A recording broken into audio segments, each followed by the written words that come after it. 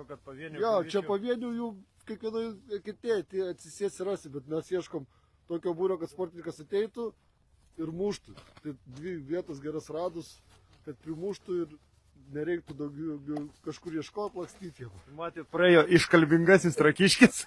Eikš, Deivi, porą žodžių. Įdomiai, ką nors papasakok. Iš vakar. Jisai jau išėjęs iš savęs. Bokšto, kaip jūs tempėt Marijų. Mes atsibodo čia kalbėti ir pasakot, aš jums padainuosiu dainą. Einam su jais. Kokia graži žiema, tik baltas snaigės krenta, o mes tokie linksmi.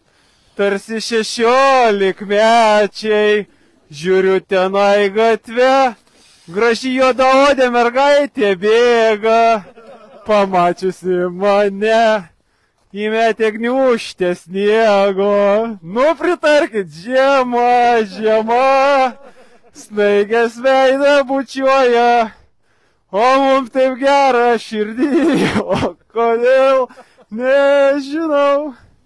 Kaip jums kūrinys? Mergaitė, tu nebėk, vis tiek tave pagausiu. Ir šaltame sniege veidelį tau išprausiu. Mergaitė, tu nepyk, aš čia tikrai nekaltas. Čia tik kalta žiema ir šitas sniegas baltas. Žiema.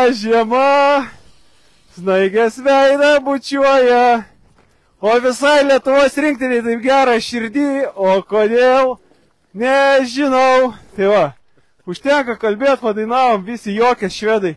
Gerai, su gera nuotaika, su gera emocija. Jau įeidinėjami tą kovinį, jau mintis ten porą dienų ir bus gerai, chebra, palaikykit.